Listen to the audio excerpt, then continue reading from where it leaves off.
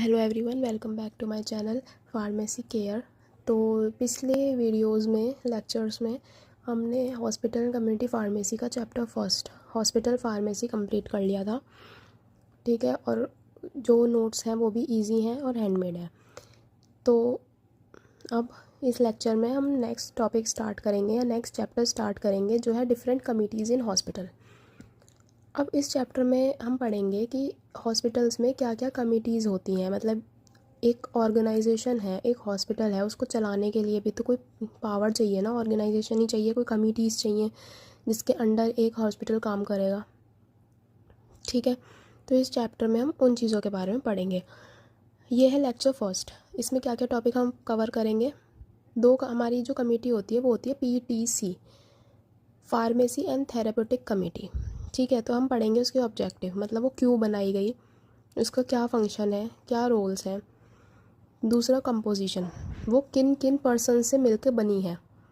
ठीक है, इस कमेटी के अंदर क्या क्या पर्सन्स इन्वॉल्व हैं। तीसरा उसके फंक्शन, कि उसके क्या क्या फंक्शंस हैं। So pharmacy and therapeutic committee PTC is an advisory group of physician, pharmacist and other medical staff. PTC एक कमेटी है या एक ग्रुप भी कह सकते हैं। ठीक है, जिसमें फिजिशियंस होते हैं, फार्मासिस्ट होते हैं और जो दूसरा मेडिकल स्टाफ होता है जैसे कि नर्सेज वगैरह, वो सब होते हैं, वो इस कमेटी में होते हैं। ठीक है, PTC क्या करता है, वो पॉलिसीज़ बनाता है regarding the drug use in hospital. मतलब कि किस तरीके से ड्रग को यूज़ करा जाएगा हॉस्पिटल के अंदर। अंडरस्टैंड। PTC एक एडवाइजरी ग्रुप है, मतलब वो एडवाइस भी देगा अपने जो ट्रेनिंग पर्सन्स होंगे, जो उनके अंडर ट्रेनिंग कर रहे होंगे। ठीक है, और वो पॉलिसीज़ भी बनाता है regarding the drug use. The pharmacy and therapeutic committee is a hospital committee. जो PTC है वो एक हॉस्पिटल कमेटी है, responsible for developing and maintaining a rational drug policy. जो एक ड्रग को रेशनली यूज़ करने के लिए बहुत ज़्यादा मतलब रिस्पॉन्सिबल होती है। वो ये बताती है, मैंने बताया था ना रेशनल यूज़ ऑफ ड्रग, पिछले लेक्चर में, पिछले चैप्टर में मैंने समझाया था कि किसी भी ड्रग को राइट रूट के थ्रू लेना, राइट टाइम पे लेना, राइट डोज में लेना, उसे कहते हैं रेशनल यूज़ ऑफ ड्रग। तो ये कमेटी बहुत ज़्यादा मतलब रिस्पॉन्सिबल होती है किसी भी ड्रग को अच्छे से यूज़ करवाने के लिए। ठीक है, it act as a bridge between medical staff and pharmacy. जो हॉस्पिटल का मेडिकल स्टाफ होता है, नर्सेज होती हैं, डॉक्टर्स होती हैं, और जो फार्मासिस्ट होता है, उनके बीच में एक ब्रिज का काम करती है। ठीक है, जिससे दोनों की पॉलिसीज़ जो है वो एक दूसरे के अंडरस्टैंडेबल हों, दोनों एक दूसरे में कम्युनिकेशन कोई गैप ना रहे, तो हर चीज़ का ध्यान रखती है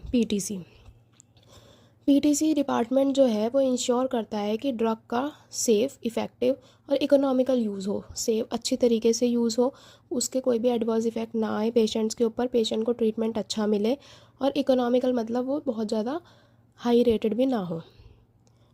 इकोनॉमिक मतलब जो हर बंदा अफोर्ड कर सके।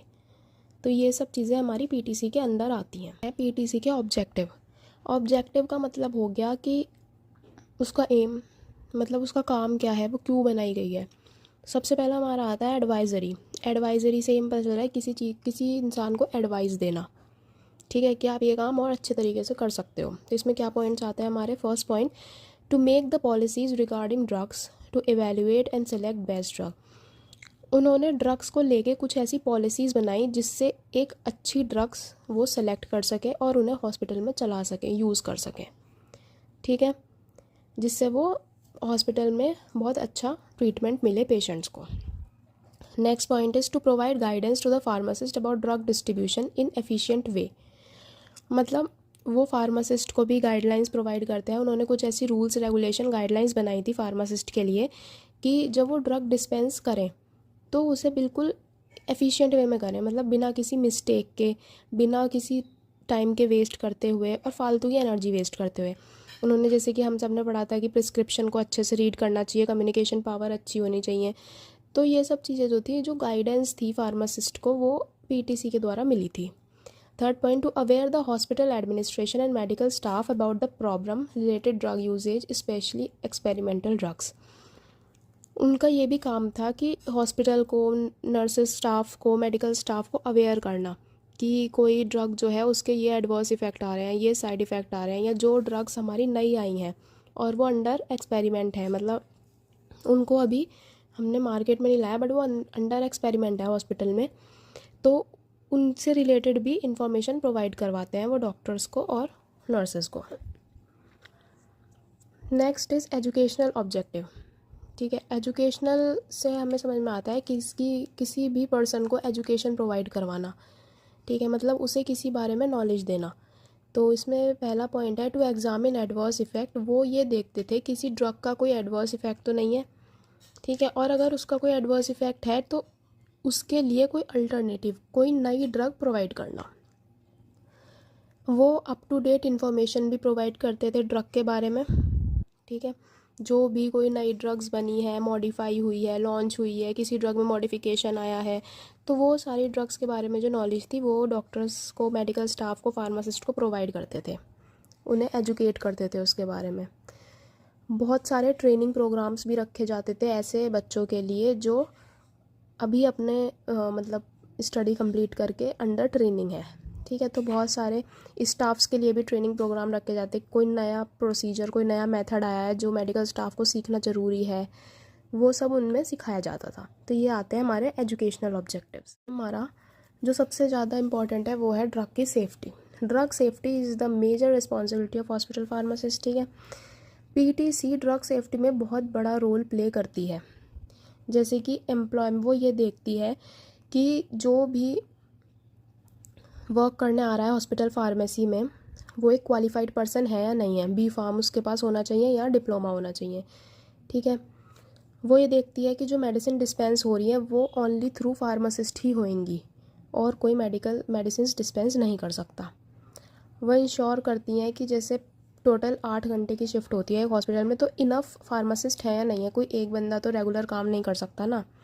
तो उस हॉस्पिटल के लिए जितने भी फार्मासिस्ट चाहिए उनकी क्वांटिटी, उनके जो अमाउंट है वो एडिक्वेट है या नहीं है। फोर्थ है ड्रग को स्टोर करके रखना। मतलब जो कुछ होती है पॉइजनस ड्रग, कुछ होती है नॉन पॉइजनस ड्रग, तो उन दोनों को सेपरेटली स्टोर करके रखना। Fifth stocking and issues.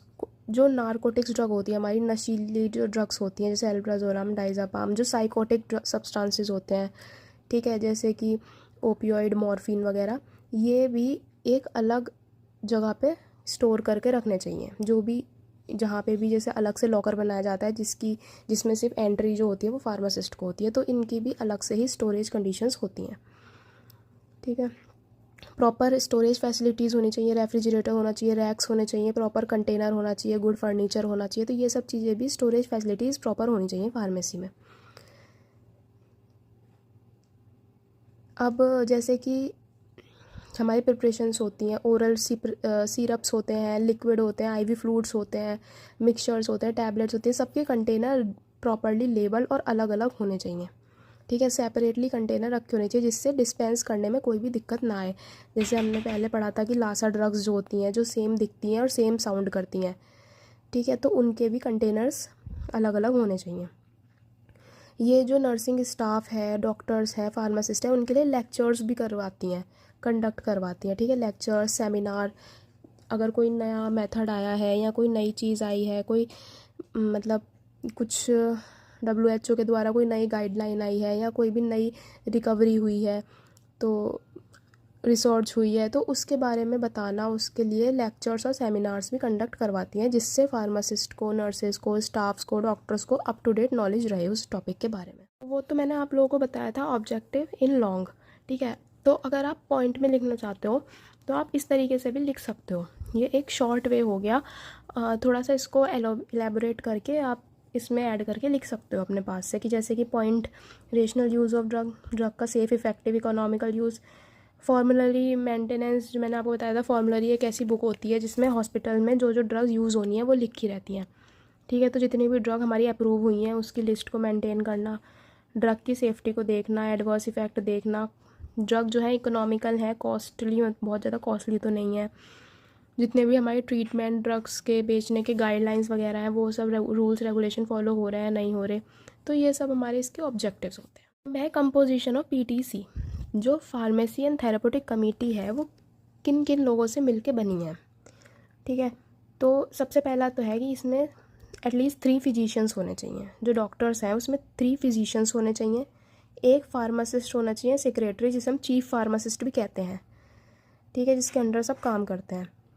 एक पर्सन इसमें नर्सिंग स्टाफ से होना चाहिए और एक होना चाहिए हॉस्पिटल एडमिनिस्ट्रेटर, मतलब हॉस्पिटल का जो हेड है, ठीक है।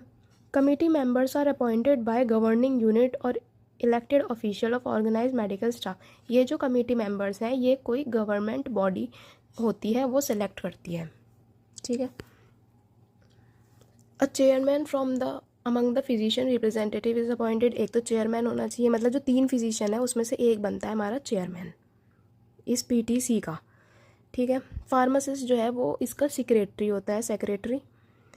The committee should meet regularly. जो कमिटी है उन्हें एक मतलब रेगुलरली मिलना चाहिए, एक ना एक मीटिंग होनी चाहिए रेगुलरली, और एटलीस्ट 6 टाइम्स पर ईयर, एक साल में 6 बार मिलना चाहिए, एक साल में 6 बार मीटिंग होनी चाहिए पीटीसी में। The committee should invite to its meeting persons within और आउटसाइड द हॉस्पिटल। इनकी जो मीटिंग होती हैं इसमें एक तो जितने ये पर्सनस हैं वो तो आते ही हैं, 3 फिजिशियन हो गए, एक फार्मासिस्ट हो गया, एक मेडिकल स्टाफ में से हो गया और एक हॉस्पिटल एडमिनिस्ट्रेटर, ये सब तो आते ही हैं। आप हॉस्पिटल के बाहर के भी कुछ ऐसे रेपुटेटेड इंसान को बुला सकते हो जो आपको अच्छी नॉलेज, कोई साइंटिस्ट वगैरह हो या कोई पीएचडी होल्डर हो जो एमफार्म वगैरह जो रिसर्च कर रहा हो, जो आपको अच्छी नॉलेज प्रोवाइड कर सके, ठीक है, आपकी स्किल्स और बढ़ाने में हेल्प कर सके, आपको बता सके कि आप अपने हॉस्पिटल को और इम्प्रूव कैसे कर सकते। हमें समझ में आ रहा है कि पीटीसी में जो होती है एक तो सब कमेटी, जैसे एक तो होती है न्यूप्लास्टिक के अलग डिपार्टमेंट होता है, मतलब कैंसर वाला, एंटी इन्फेक्टिव का अलग डिपार्टमेंट होता है, कार्डियोवास्कुलर, डायबिटिक, हाइपोटेंसिव, वेसोडायलेटर, स्पाज्मोलाइटिक्स, इन सब का अलग डिपार्टमेंट होता है। तो ये सब अलग अलग डिपार्टमेंट्स होते हैं पीटीसी के अंदर। डिपार्टमेंट्स में से हर एक ऑफिसर या हर एक फिजिशियन जो है वो इन्वॉल्व होता है। Then functions of PTC. PTC के क्या क्या फंक्शंस होते हैं, वो क्या काम करती है, जो हमने ऑब्जेक्टिव पढ़े थे वो भी आप इसमें लिख सकते हो, बट इसके कुछ फंक्शंस हम पढ़ लेते हैं। जैसे कि ये पॉलिसीज़ बनाती है ड्रग सेफ्टी के रिगार्डिंग, कि आपको ड्रग को यूज़ करते हुए या कोई भी ड्रग आप यूज़ करोगे तो उसकी वो मतलब वो अच्छे से सेफली यूज़ हो, उसके क्या गाइडलाइंस है वो बनाती है। हॉस्पिटल फॉर्मुलरी सिस्टम बनाती है, जिसमें मतलब वही एक लिस्ट होती है ड्रग्स की, जिसमें अप्रूव ड्रग होती है, मतलब जो जो हॉस्पिटल में यूज़ होंगी। रेशनल यूज़ ऑफ ड्रग को प्रमोट करती है कि हर कोई भी ड्रग है वो आप राइट रूट के थ्रू लोगे, राइट टाइम पे लोगे, राइट डोज में लोगे, ठीक है। हॉस्पिटल फॉर्मुलरी को रिव्यू करती है, उसे देखती है कि कोई गलत ड्रग तो नहीं है, कोई नारकोटिक्स तो ऐड नहीं है।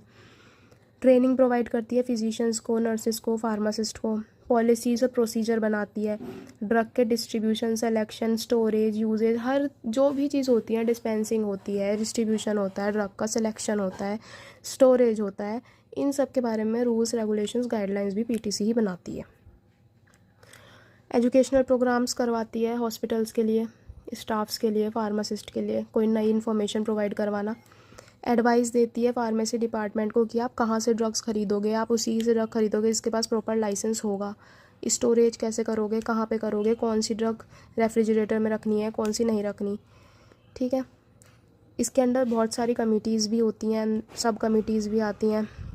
ये हॉस्पिटल की डेली एक्टिविटी को भी मॉनिटर करती है कि मतलब जो सब काम है वो सही चल रहा है या नहीं चल रहा, कोई गलत इलीगल प्रैक्टिस तो नहीं हो रही हॉस्पिटल में, ठीक है। ये कुछ इसका थोड़ा बहुत कंट्रोल हॉस्पिटल लाइब्रेरी के ऊपर भी रहता है कि कोई अनएथिकल बुक ना हो हॉस्पिटल के अंदर। इमरजेंसी ड्रग्स की भी ये लिस्ट बनाते हैं कि ऐसी कौन सी इमरजेंसी ड्रग्स हैं जो एक फार्मेसी में होनी ही चाहिए, वो कभी भी आउट ऑफ स्टॉक नहीं होनी चाहिए।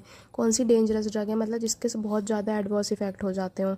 नारकोटिक ड्रग की, हर एक ड्रग की लिस्ट ये अलग अलग बना के रखनी है, एक तरीके से फंक्शंस ऑफ पीटीसी का, जो आप याद कर सकते हो, क्योंकि वो तो मैंने आपको एक एलैबोरेट वे में बता दिया बहुत सारे कि भाई अगर हम 10 पॉइंट याद करते हैं तब हमें एग्ज़ाम में जाके 7 पॉइंट याद रहते हैं, ठीक है। तो safe drug is a mnemonic, ऐसे सेफ्टी मॉनिटरिंग करना, मतलब ड्रग के एडवर्स इफेक्ट पे ध्यान देना, उसे देखना कि कोई ड्रग गलत तरीके से यूज़ तो नहीं हो रही। फॉर्मुलरी ड्रग को अप्रूव करना कि जो लिस्टेड ड्रग हैं वही यूज़ हो रही हैं या नहीं हो रही, जो एक लिस्ट में ड्रग बनाई गई हैं, ठीक है। फॉर्मुलरी की मेंटेनेंस करना, मतलब कौन सी ड्रग हमारी हॉस्पिटल की लिस्ट में रखी जाएगी, कौन सी नहीं रखी जाएगी। पीपल को, जो स्टाफ है, जो फार्मासिस्ट है, डॉक्टर्स हैं, नर्सिस हैं, उनको एजुकेट करना। ड्रग को इवेलुएट करना कि जो ड्रग हम यूज़ कर रहे हैं उसका कोई गलत साइड इफ़ेक्ट्स तो नहीं हो रहे, वो अच्छी क्वालिटी की है या नहीं है, उस स्टैंडर्ड की है या नहीं है। रेशनल यूज़ ऑफ ड्रग का प्रमोशन करना कि आप कोई भी ड्रग यूज़ करोगे तो उसे रेशनली यूज़ करोगे। सारी पॉलिसीज़ को अपडेट करके रखना, मतलब सेमिनार्स कंडक्ट करवाना, लेक्चर्स कंडक्ट करवाना, जिससे जो भी नई पॉलिसीज़ वगैरह, रिसर्च वगैरह हुई हैं उसके बारे में स्टाफ्स को पता चल सके। ठीक है। जेनेरिक दवाइयों का प्रमोशन करना, मतलब अगर हम भाई हर बंदा जो है वो ब्रांडेड मेडिसिन नहीं ले सकता, इसलिए आप जेनेरिक मेडिसिन का प्रमोशन करना कि जेनेरिक बेसिकली वो मेडिसिन होती हैं जो होती ब्रांडेड वाली हैं बट उनका नेम चेंज हो जाता है। ठीक है, जिस वजह से वो थोड़े कम कॉस्ट में मिलती हैं, तो इकोनॉमिक कंट्रोल भी ये रखता है। आपको ये लेक्चर पसंद आया होगा जिसमें हमने बेसिकली पीटीसी के बारे में पढ़ा, जो हॉस्पिटल की एक कमेटी है उसके क्या ऑब्जेक्टिव्स होते हैं, क्या कंपोजिशन है और क्या इसके फंक्शन है। बेसिकली पीटीसी की कंपोजिशन बहुत ज़्यादा एग्ज़ाम में पूछी जाती है। ठीक है, तो नेक्स्ट लेक्चर में हम लोग नेक्स्ट टॉपिक कवर करेंगे।